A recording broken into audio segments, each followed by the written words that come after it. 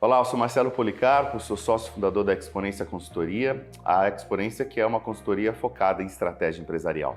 E nesse vídeo eu queria ainda falar sobre forças de Porter, agora focando sobre o poder de negociação dos fornecedores, que é essa capacidade dos fornecedores influenciarem preço, em condições de fornecimento e com isso ameaçarem a sua lucratividade.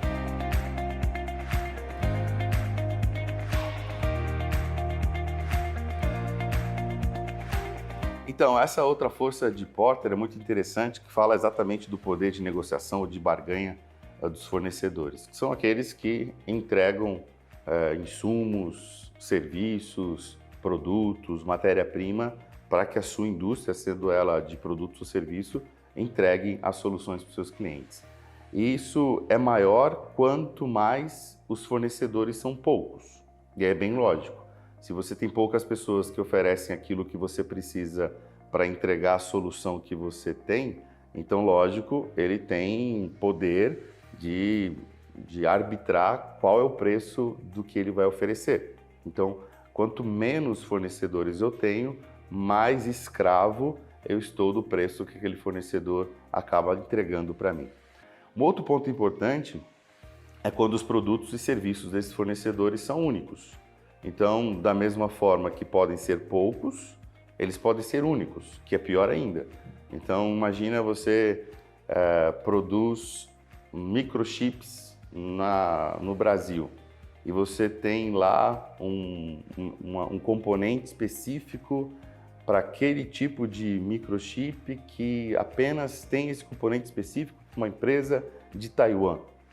Então imagina como você está realmente escravo desse único fornecedor. Ou você desenvolve uma solução para esse microchip diferente, que tenha outros fornecedores que tenham isso, ou por uma questão estratégica você define estar ali na força dessa negociação e aí por conta de outras questões que a gente pode falar em outro momento, de negociações contratuais, de parceria, de uma entrega sustentável que também não seja algo que você fique à mercê desse poder de barganha de fornecedor. Porque o ideal é que as relações sejam um pouco mais equilibradas do que um dominando o mercado do outro. A gente sabe que no mercado não é tão simples assim, mas aí está um pouco um outro elemento que a gente pode depois conversar, que é essa força de stakeholders, de parceria, de construção disso. Mas Porter não estava olhando muito para isso naquele tempo, ele estava olhando muito ao que faz você ser de fato monopolista nesse mercado, ser o único bem diferenciado de todo o resto.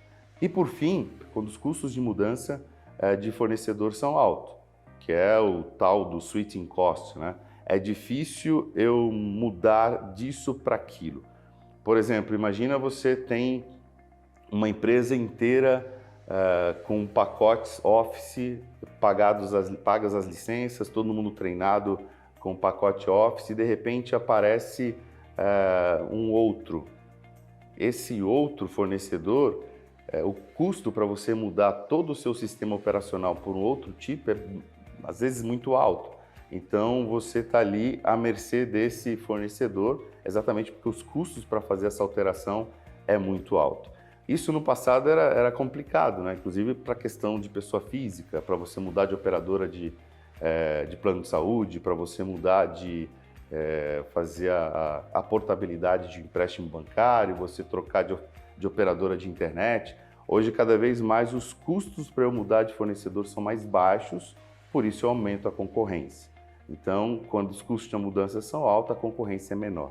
Então, veja que o poder de negociação desses fornecedores são altos na medida que eu tenho poucos fornecedores, ou tenho únicos fornecedores, ou um único fornecedor, ou então os custos para mudar de fornecedor são muito altos. Então, é muito importante a gente pensar.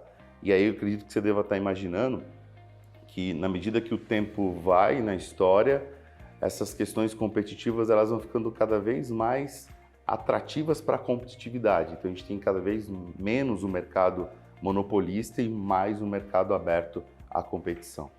E você? Como é a sua indústria? Como é que a relação com o fornecedor impacta ou não a sua lucratividade?